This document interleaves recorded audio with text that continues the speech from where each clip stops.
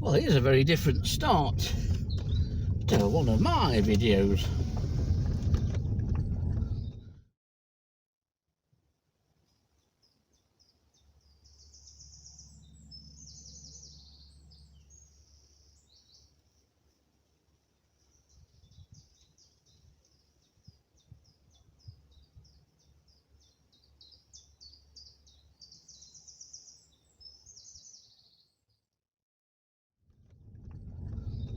This may well be a little bit bumpy, but I'll try and not make it be, but I can't do a deal about the road surface within Sherwood Forest, because this is where we are. I'm just driving up now from the Swinecote road gate.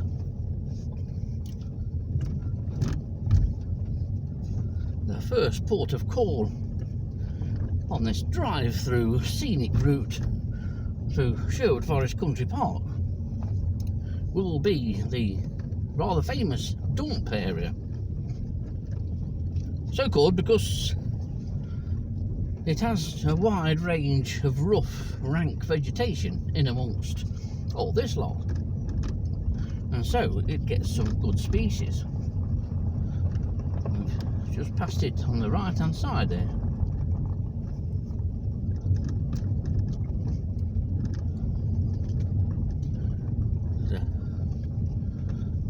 Setting sun. My idea was to get to where I'm going, which is at the top of Broad Drive, and then have a quick wheezy wander down through Clipston Quarter looking for glowworm larvae. Just going past the Gleethorpe Open now.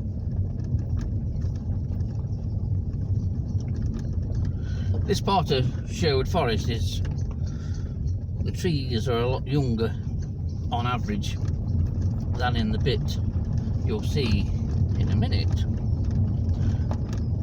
This is the road up to the famous Major Oak, which is just in front and on the left of screen, towards the left of screen basically. As I drive up here, you won't see it. Fortunately, we've not seen any members of the nasty public.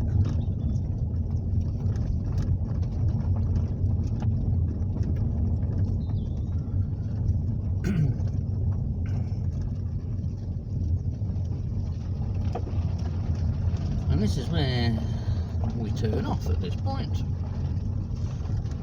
The Major Oak is due left. No one around it, that's unusual, even at this time.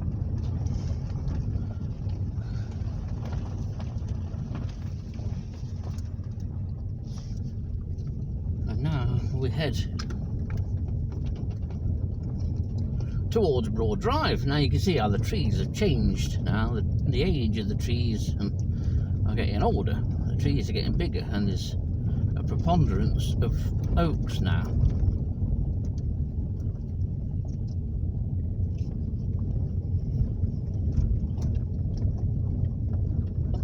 The road isn't as potholey as you might think. It's quite smooth, really, to be honest, especially the red shale paths. So we're now heading on Broad Drive. Just coming up on the left hand side is something that I've shown before, and it's the bilberry patch. I've trapped moths there in, I think it's pre-Christmas. Well, I trapped a couple of moths there pre-Christmas, put it that way. And this is 5 ways. We're heading straight up. Sometimes I turn right and go up there. That's a favourite trapping location. But now this is Broad Drive. This is apparently the old London road. Don't come on it and wait for a bus. You've got more chance of seeing some bloke in green tights.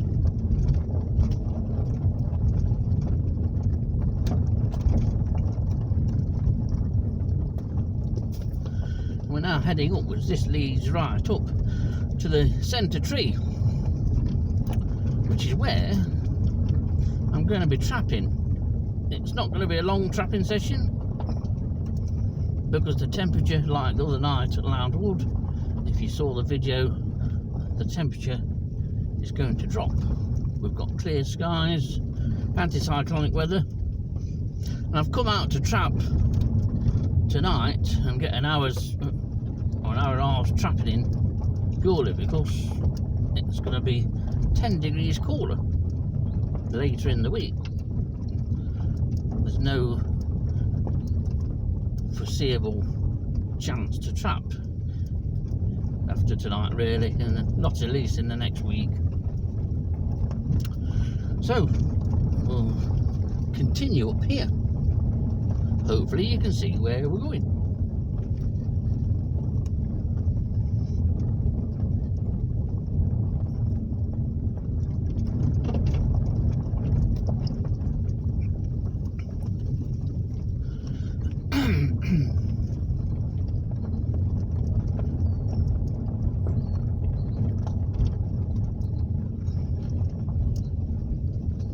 We're not far off the top now. The sun's still not set. It looks as though it would have been a nice sunset. That sun looks massive, even through the trees. That's the only thing about Sherwood. It's poor for sunsets. Don't come here if you want to sit and romantically watch a sunset. Well, we've done well. Come all this way and not seen anybody. And now we've got two joggers of all things.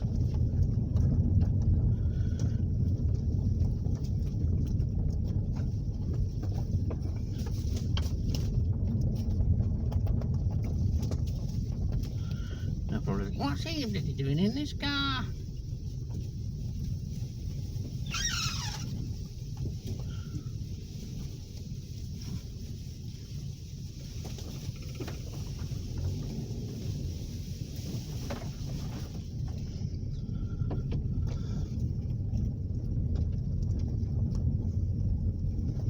And this is about as far as we can go. Well, that could take you through the barrier. But I'm going to turn around here because this is where I'm going to trap. Well, I hope you've enjoyed this little introduction and your false teeth haven't been shaken out. Mine are alright, mine are still in.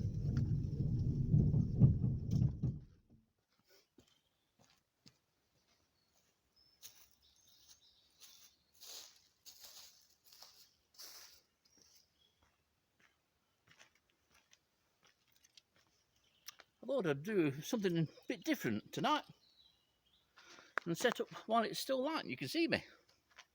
This, of course, is Sherwood Forest, the top of Broad Drive. The centre tree is just over there, a few yards away, and that's the way down to the major oak. This is probably going to be a short session anyway. Temperature at the moment is probably around 10. It was 12 centigrade on the way here. So we've got a bit of time yet before I need to switch the light on. But it would help if I got everything set up, wouldn't it?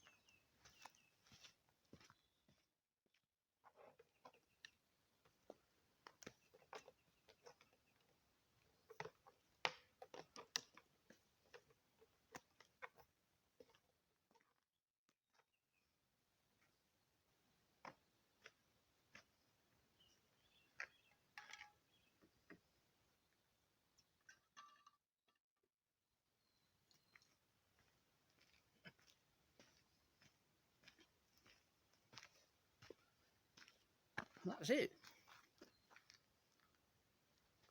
How many of you fellow moth trappers who perhaps thought that your trapping techniques and methods weren't very professional? You'll think you're brilliant now compared to my attempt. Still, it works. Attracting moths is easy if you've got a light bright enough. And this, of course, is a 125 watt MV or mercury vapour bulb, powered by a cheap Wolf generator that I've had years. And of course, the whole electrics are housed in the wooden box that contains the choke, or the ballast as they used to call it at some time, which apparently controls the amount of electricity when the bulb's firing up. All we need now is for it to get dark.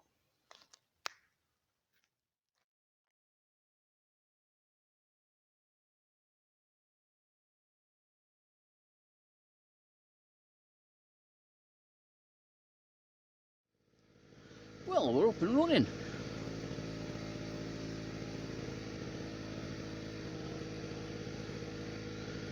Still nowhere near dark yet, but we'll see what turns up.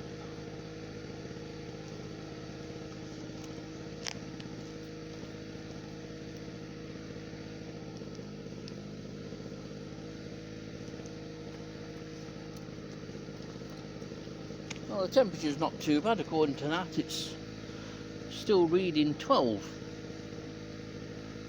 Now, one thing is that under the trees, the temperature is always a degree or so warmer than where you're more exposed. And that's often quite noticeable if you go in and out of the forest.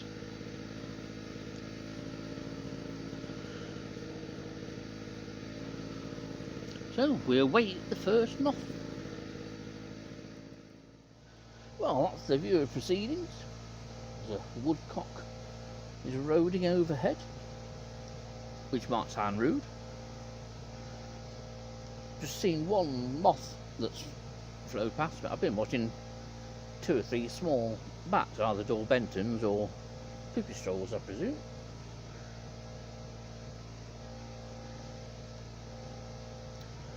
So we await the first moth, and I would imagine it will be a chestnut. I might be wrong.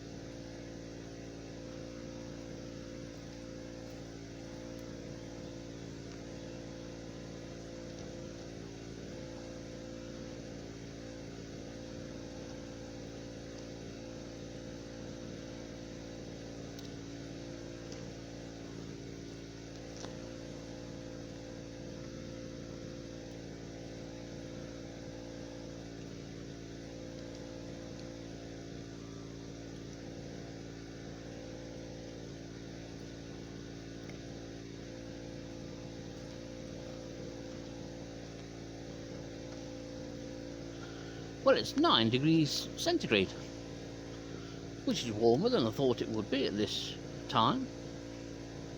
It's about 8:10 or 2010 GMT. Now we're not in universal time anymore. In terms of moths, it doesn't look that promising at the moment. I would have expected chestnuts to have been in straight away. They must be late up. It's probably because we've altered the clocks now. It's thrown them all out. Something will come in.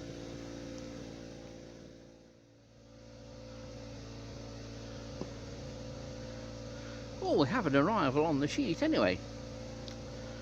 But it's Coleopterus rather than Lepidopterus.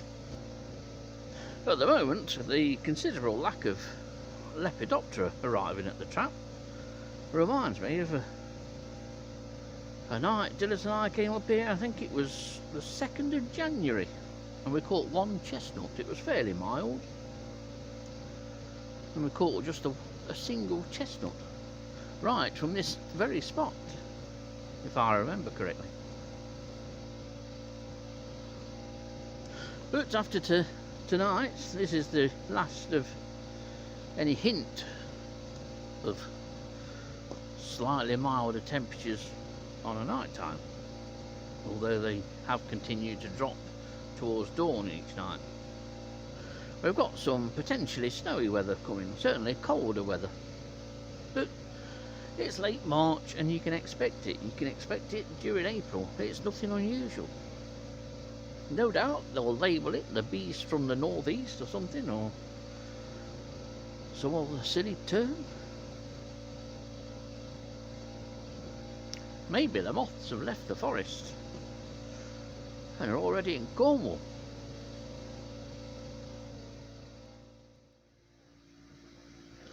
Well, it's not going particularly well. I think I will give this an hour, because stuff should have been coming in by now, rather than just the one twin-spotted quaker. Maybe the moths are anticipating the change in weather conditions, and especially the drop in temperature. I would have expected to have seen moths come in though, pretty much the number that I had at Lound Wood the other night. For a site like Sherwood Forest, it just shows you can have a notoriously good site for moths, and yet on certain nights the conditions just aren't right. We'll see what there is flying on the way back through the forest.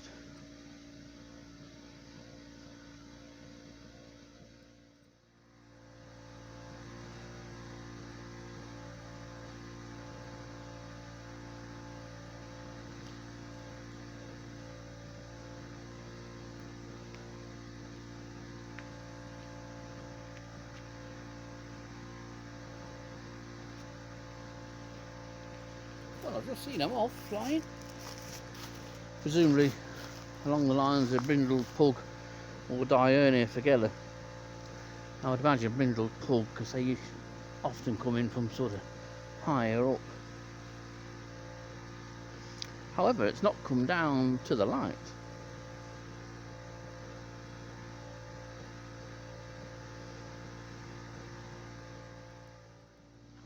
Well, we've got a few moths coming. There's a couple of common quakers that are sort of whizzing around the sheet, one just to the left of the light that you can see there. There's another one somewhere. There's at least two brindled pugs, both on that side, or this side of the light, look, that are in. Three, because there's another one I can see on the sheet. There's an engrailed just come in as well, all within the last 5 minutes, and there's another moth that's thinking about coming in now. This is another engrailed that's just coming in from the left, ready for crash landing. How do I know it's an engrailed? You can just tell. But the best moth that's coming is a frosted green. It's in a pot at the moment. Once it's settled down, I'll tap it out on the sheet and show it you. However, this light doesn't do the moth any justice, but it is a really nice moth and another species that flies early in the year. So I'd best start to write these down, for my little brain forgets them. But all happened within the last 5 minutes. All of a sudden, a few moths have started to drop in. Right, I'll just go through a couple of moths, or the more interesting ones. This isn't a particularly interesting species. This is a common quaker. I'm showing you this because you've not seen one of these before, at least not on my videos. They're generally a brown spring moth. There's not a lot going for them, to be honest. There is a certain amount of variability, especially in ground colour, and the markings can be a little bit contrasty, but with a common quaker this is pretty much all you get. I'll put a photo in here so that you can have a better look at one. But these are an extremely common spring moth, and if you're just starting to trap moths and get into moths and are trapping this time of year, which is a good time of year to start trapping because there's fewer moths, so you've got less difficulty in identification. So that's the very common Quaker. Now in the pot here, it's not playing, so it'll be a drop-in photo job, is this. This is one of the more attractively marked spring geometrids, and this is a shoulder stripe. It's a lovely species. In fact, I may well take this home because the photos I've got I'm not entirely happy with. But it's a lovely moth, and it's not a moth that you'll catch every day. Another very early flying species. Well, this one is a bit tatty actually, and you can see that the edges, the rear edges to the wings are worn. What I'll do, I'll release this. I'll put the photo in anyway, but I'll put this onto the sheet. If it settles down, then you'll get another shot of it, rather than a mucky white sheet. Now this moth may well confuse you, especially when I tell you that this is a frosted green. And to be honest, even under better light look, you can't see that it's green. I don't know why we get the wavy effect. I'll put a photo in of this species because it really is a very attractive moth. It's not particularly common. It's not again, it's another moth that you won't catch with any regularity unless you're trapped at somewhere like Sherwood every night. It's a lovely species to get. I'd forgotten about these, but it's another early flying moth. And this may well be the only one we catch this spring, because clearly a lot of moths, as I mentioned on the last trapping video, have already stopped. They've already stopped flying, and at the moment, even here in Sherwood, one of those species appears to be yellow-horned. I would have expected yellow-horn to have been in, but it's not. Maybe a lot of the flight times of these early spring species, especially with favourable conditions, are especially short this year. Time will tell. Anyway, that is frosted green. Well, just a short video, or a shortened video, it says, as another moth drops in. There is a yellow-horned in, that's the moth nearest camera that's sort of moving round. Let me just see what that other one was. It looks like a small Quaker. It is a small Quaker. But in view of the very limited moth activity, it's not really worth carrying on any longer. I might as well just get home and get somewhere warm and get this trapping session results put into spreadsheet, and also the results from Lounge Wood the other night, which I've still got to do. I am a bad lad. So it's pack up time. It's still been worth coming out. If you don't come out, you don't catch, do you?